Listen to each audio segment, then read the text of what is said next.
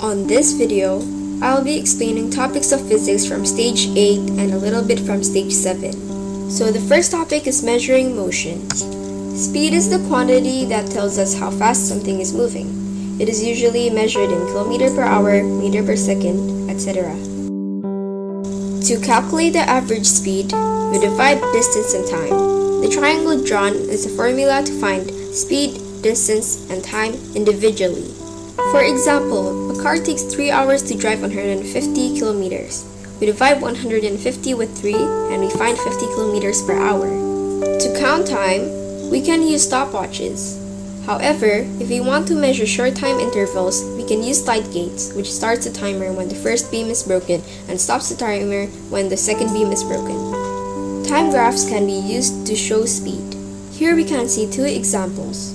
Graph A shows a constant speed, meanwhile graph B shows that the speed increases. The next topic is sound. Sounds are vibrations. It can only travel when there are particles like solid, liquid, and gas.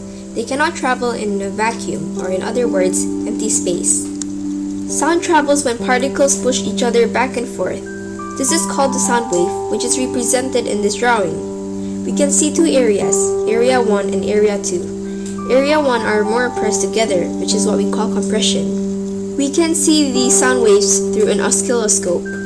Amplitude is the greatest distance the object moves from its rest position. The greater the amplitude, the louder the sound.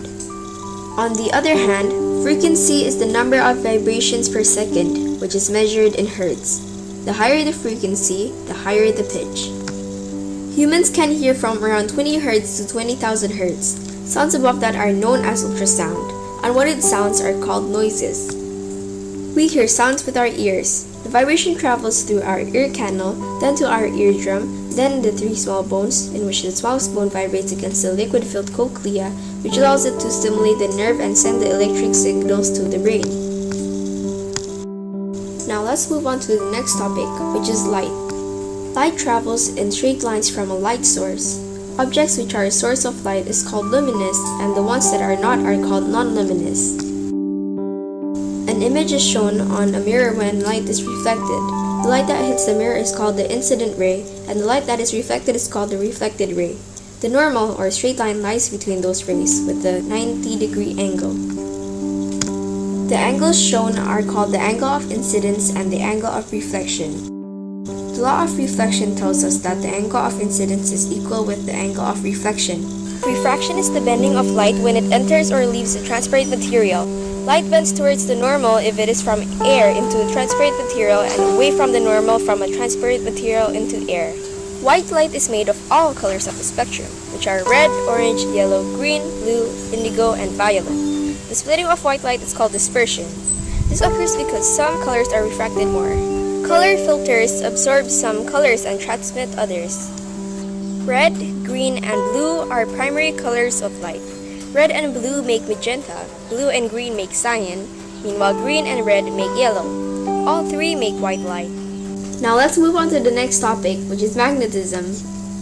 Permanent magnets are magnets that stay magnetized for a long time and doesn't stop being a magnet after it has been used. Materials attracted by a magnet is called a magnetic material. The ends of magnets are called magnetic poles. There is the North Pole and the South Pole. Like poles or same poles repel each other, meanwhile unlike poles attract each other. Magnets are surrounded with magnetic fields. They are represented with what we call magnetic field lines.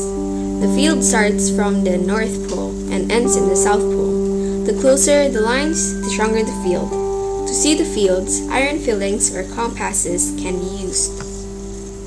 An electromagnet is a temporary magnet which can be turned on and off. It uses a coil of wire and a low voltage power supply like a battery for electric current to flow. The coil can be wrapped in an iron piece called a core to make the electromagnet stronger. Adding more batteries and adding more turns of wire can make the electromagnet stronger as well. To measure electric current, an ammeter is used. The units of electric current are called amps and is symbolized as A. Next, let's discuss a little bit about the Earth and beyond. First, let's talk about the revolution in astronomy.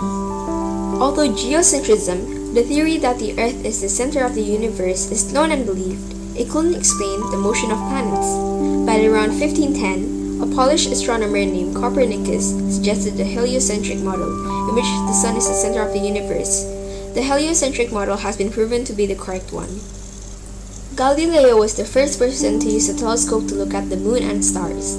He discovered that Jupiter had 4 moons orbiting it, which shows that not everything orbits around the Earth. Now let's talk about the journey into space. Yuri Gagarin was the first person to go to space back in 1961. His aircraft completed an orbit around the Earth. Since then, astronauts have been launched into space. The Apollo 11 spacecraft was the first one to take people to the moon in 1969. They found out that the moon has no atmosphere and weak gravity.